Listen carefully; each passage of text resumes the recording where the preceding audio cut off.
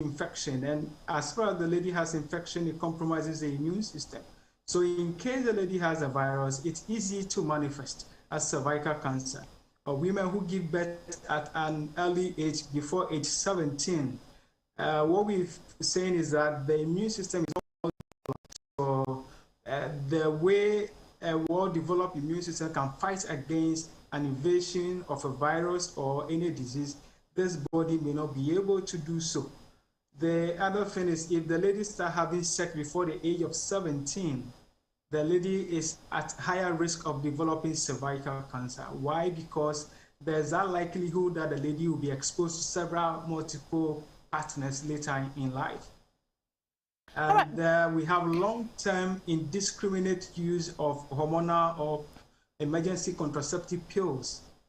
It's something that is occurring, that people are abusing the contraceptive pills. And when you continue to do this continuously for 5 years, you are at risk of developing breast cancer, cervical, liver, and all of that, so many other things. So it's always good to see your professional, your doctor.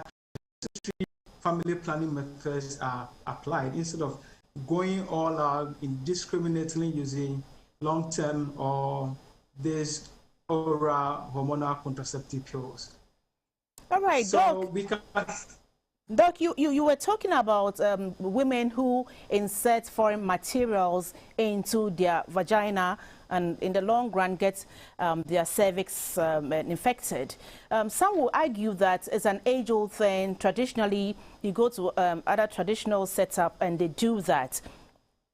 So how do we keep the vagina clean and healthy? All right, thank you. So basically, these are simple things. Number one, for example, a woman is supposed to wipe from front to back, not back to front. So you wipe from back to front, you spread infection into your vagina. So you wipe from front to back. You're not supposed to insert things into your private part, into your vagina. You clean the outside, the majora area, you clean the outside, but not the inside, because the vagina itself has that natural ability to clean itself. So only the dust or things that are not supposed to be there will come out and be on the surface, or the areas that you can clean using your normal soap or anything, but not inside the vagina itself. You don't tamper with it. The other thing is so I talked about the insertion of things. And when you look at it critically, there's another level of women who are in the middle class and those who are fashionable in nature. They are using things like feminine wash, vagina wash, and all that. All these things continuously destabilize the acidic content.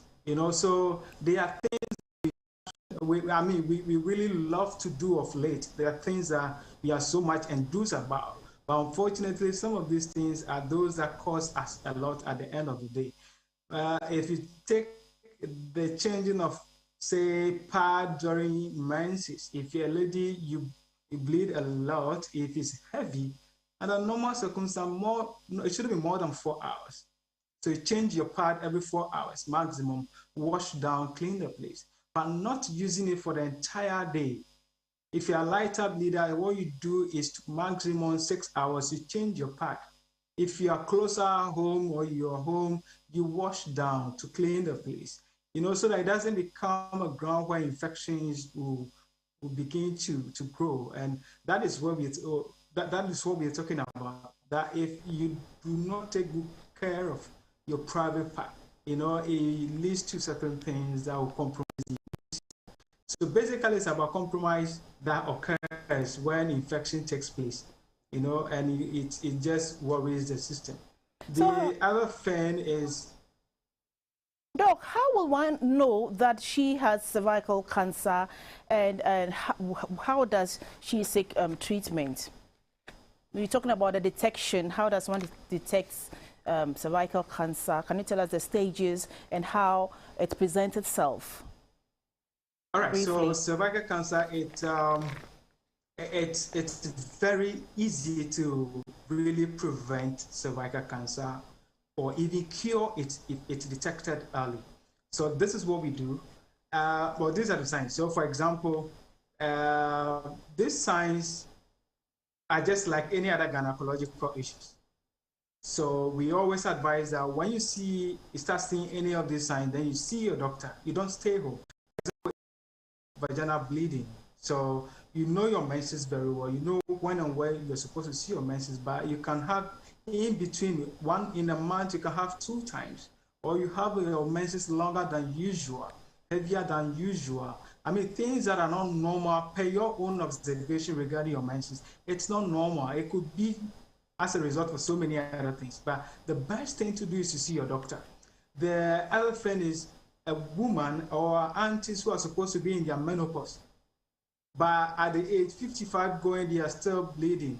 You know, when you see something, you are in your menopause, all of a sudden you see a drop in your pant, it's not normal.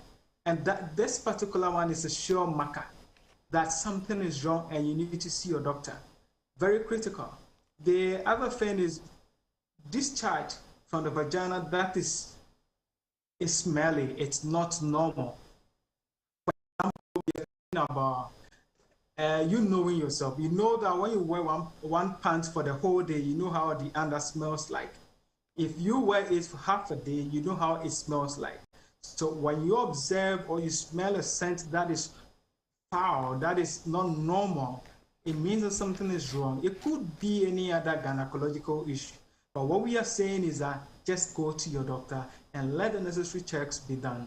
You can have pain during sex or bleeding after sex or during sex whilst you're not in your menses. It's not normal. It could be any gynecological issue. But at the advanced stage, then we begin to see things like anemia, one leg swollen than the other, there's renal failure, there is fistula, and all those are the advanced stage. But we don't want it to get to that stage. So when you start seeing things that are gynecological in nature, just see your doctor. Very critical. Okay, screening for the cancers is expensive, and no doubt cervical cancer screening is one of them. So this obviously or definitely deters people from screening. Are there other options available? Sure. With cervical, we have a lot of options for screening. And before I even go there, cervical cancer is vaccine preventable, which means that we can take vaccines against cervical cancer. So we give vaccines to boys and girls from age 9 to 14. They take 2 shots of the vaccine dose. Those above 14 years to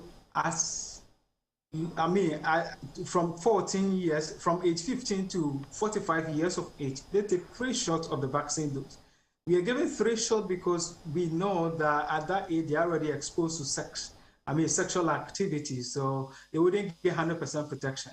But those before the age of 15, we are thinking that they are not yet exposed to sexual stuff, so they are having some degree, higher protection. All right, so it's a vaccine preventable. But when you get to that age range where you're supposed to be doing regular screening here means that it could be every 3 years you are doing a screening. Then there are so many screening methods. For example, you can do visual inspection with acetic acid, which is VIA, is very common. So it should be around 20 cedis at most facilities. We have cytology or pap smear. Public facilities, you can have from 70 cedis all the way to 150 cedis, depending on where you go to.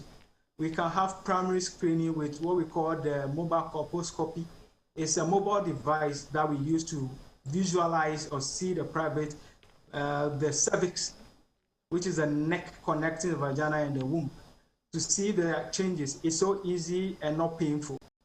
And then at the advanced level, what we want to see if the individual has a virus or not, then we do what we call HPV DNA testing. And we can do Gene Expert, which is the highest form. We can do amplifier. We can do self-sampling. If I say self-sampling, it means that we have a test kit that the woman can take her own sample. All she has to do is to take it to the facility for analysis. Then the result will be brought back to this woman. So it's so easy to really do cervical cancer screening or have all the tests regarding cervical cancer done. So we have to really prevent or be able to cure cervical cancer, not at the rate at which it's happening now, where it's killing a lot of people. I mean, it's not acceptable. Thank you so much, Dr. Dominic Gadeka. I'm afraid that's all time will give us for this interview. And Dr. Dominic Gadeka is a public health specialist from the Ghana Sweden Medical Center, and he's been telling us all that we need to know about cervical cancer. The Coalition of Transport Operators says it will propose to the government a 30% rise in fares today, Monday, February 7, 2022. According to the coalition, the increment will help boost the operations of its members amidst recent hikes in fuel prices. This decision was arrived at a meeting on Thursday by 16-member transport union, including the Ghana Private Roads Transport Union, GPRTU, Concerned Drivers Association, Progressive Transport Owners Association, PROTOA. According to the union, the proposed increase stems from hikes in fuel prices lately in the country, which they say is taking a toll on their finances. At some fuel pumps, a litre of fuel has exceeded the 7 cedis price. The Chamber of Petroleum Consumers has predicted that fuel prices may cross the 8 cedis mark by March 2022. GBC News gauged the mood in town ahead of the proposed increment. Say it me increase the fare because petrol to munanya bako a man to me to move 2 or 3 times. Well, it's a banner sana. Yes, so I high because it's fuel now. You lose first me to fuel maybe 100 Ghana. They say me to 150. Well, a day and now 140 a day. You can't get to you and you can't be a well, it's in fact almost banana to me there, but almost I'll say so to Mukakra. Paying for my country say 30% no yɛ de bɛtum nti ne ɔma kan ne ni asɛm bi aka sɛ nyame adom na ba agya yɛ de bɛka ho nti ɛno ani ade 30%. Driver for ya fibra lolly fee eba ayi ye muntwan saa nso sɛ pure water kra yatum obi anka hwe blade yatum obi anka hwe na driver for there chese ye there ye hyemra ase na omo maka no menti ase se omo de omo imra na omo nhya ase se driver for nko o ya bresa up to now. I don't think it's a bad idea, but then the government is the cause of all this, because if there is to be a reduction in petroleum prices and stuffs, I don't think the drivers will go for a meeting in order to increase the fare. No friend here, omo to baba high pa because me say me free Kaswa neighbor. From Kaswa to Hanomaji, 5 cities, 70 pesos. There's a mobile to Subiama, a bad drink. At Yama, Yadiana, Kofaso Yatono, and so much to Mamae. At Abama and your Mama, Diamae. At the idea of Slabine, said there can be before a buyer found on your phone. Due to the hardship in the economy, you understand? So if there will be an increment of 80% in our life, I don't have any problem with it. What we are asking for the government to do for us to reduce the transportation for us. We please you government to reduce the transportation for us. Yeah.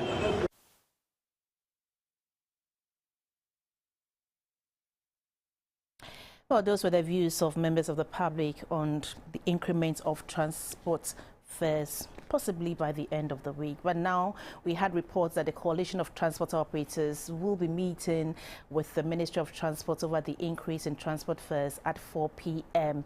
today, Monday, February 7, 2022. The Communications Officer of GPRTU, Alhaji Abbas Imoro, joins us via phone on the issue. Hello, good afternoon, Alhaji, and thank you so much for joining us. So, Alhaji, what issues will be tabled for discussion today? Normally, the social service we are rendering, government has a little say in it. We just can't come out and say, effective from tomorrow, we have increased lorry fares by 30%. So if care is not taken, another union will also say we've come out by 50%. Another, it won't occur well. So We've always been law-abiding. We have to present it to government and defend why we are coming up with that 30% upward adjustment in lorry fares so that we can move the nation forward.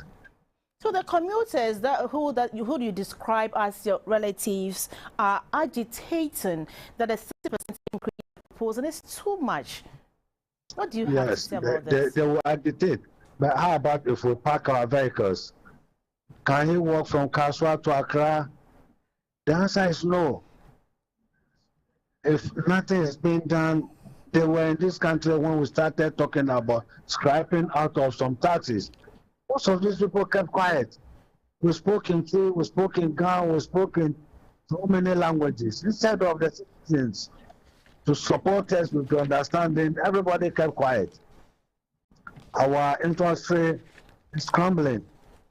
If we don't do anything about it, when we wake up one day and nobody will hit the streets. That's what they want. Spare parts has gone up about 30%. Fuel, you have 10% threshold. And from some years back, before we had the 13%, 20, that way. Up to today, it has been about 70.7%.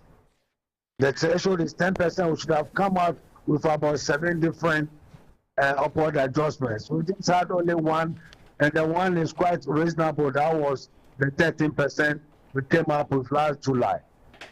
So if they will change their mind and support us in our cause so that we all live happily, to do that. So let's talk about the timing. Why now? Is it because of the increase in fuel prices, or do you have other reasons why you are sending these proposals? Yes. Upward adjustment is not our first choice. But if we don't come out to that for the meantime, my sister, there will be a day you wake up and no commercial vehicle will hit the streets. They are look at the price, spare parts as well, lubricants as well. So we want to adjust ourselves with this, else we can't survive. Thank you very much, Alhaji Alhaji Abbas Moro is a PRO for the GPRTU. One of the major health challenges women face is menstrual disorders. This has social and psychological impacts on the woman, but which may be taken for granted. On GTV Breakfast, the medical superintendent at the Shai Osudoku Hospital, Dr. Kennedy Brighton, said, instead of attributing everything to superstition in our parts of the world, we should accept scientific explanations to natural phenomena such as different forms of menstruation and seek medical help. He emphasized that women should avoid self-medication to avoid being predisposed to certain health conditions. Menstrual disorders are a disruptive physical and or emotional symptoms just before and during menstruation. It includes heavy bleeding, missed periods, and unmanageable mood swings. This differs from one woman to the other. A lot of things may cause a woman from not menstruating, like stress.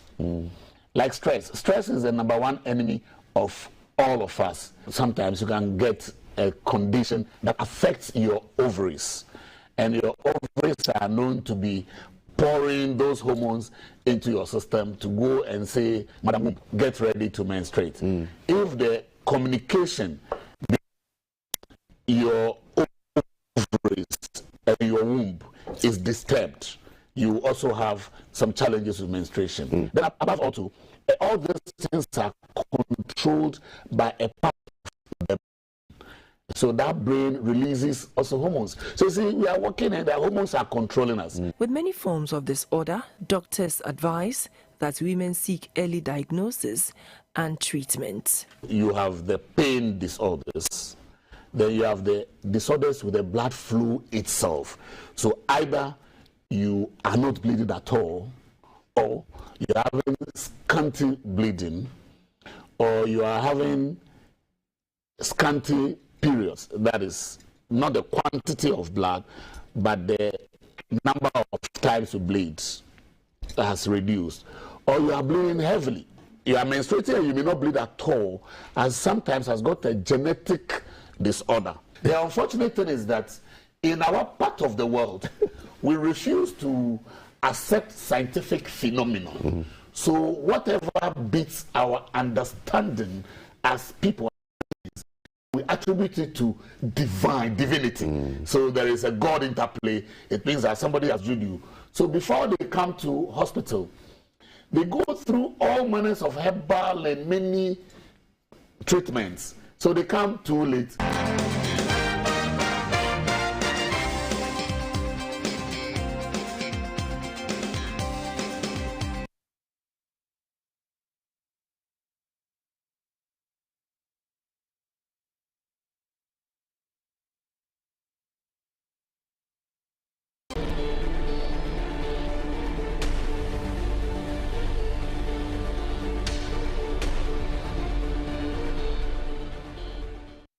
Hello, this is Business. My name is Esther Eidu Ohumeu.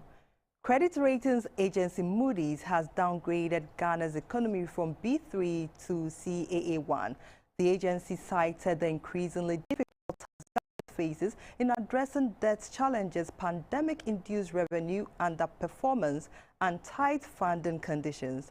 The Ministry of Finance has, however, questioned the downgrade and filed an appeal to that effect. Government expresses dismay over Moody's downgrade of the country's economy from B3 to CAA1. In reaction to the news, the Ministry of Finance says the downgrade has come about despite the series of progressive engagements government had with the team from Moody's, the quality of the data supplied, as well as the medium-term economic and fiscal focus of the government, underpinned by key fiscal consolidation reforms, such as the policy decision to cut expenditure by 20%, as recently announced by the sector minister. The ministry says the singular action by Moody's confirms the notion held by many that there is an urgent need for reform in the conduct of ratings agencies, given their ownership structure and the ramifications that their actions have on sovereign states, especially those in Africa. The call for rating reform, which was loud during the peak of the COVID-19 pandemic, must be revived as a matter of urgency. The government of Ghana has therefore decided to formally appeal the credit rating decision based on the following: the omission of key material information from the assumptions driving some of the Moody's forecasts and projections, such as the 2022 budget expenditure control measures, 2022 upfront fiscal adjustments, and inaccurate balance of payment statistics.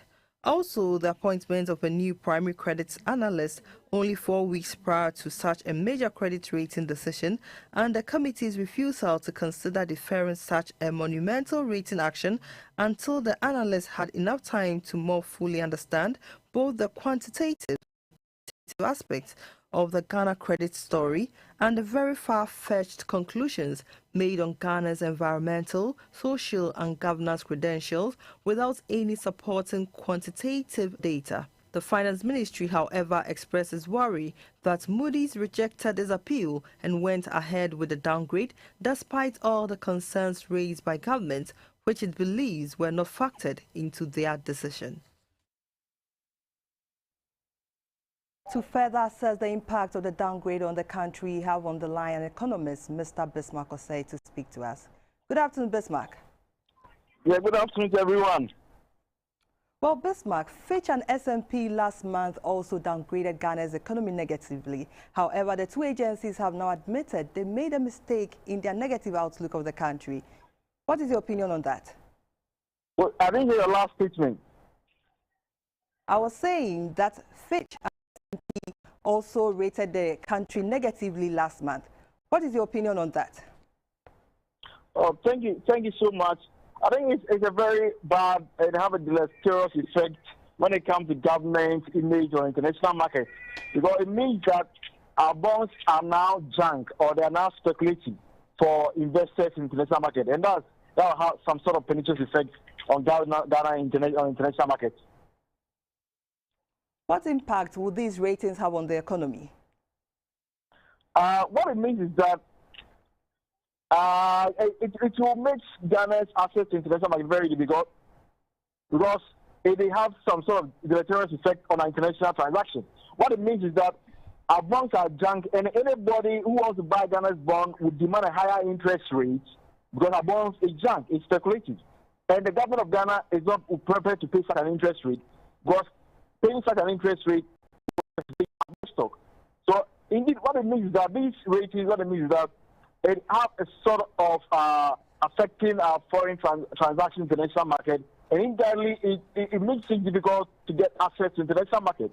And these developments are indeed had a precipitating role on economic outlook internationally.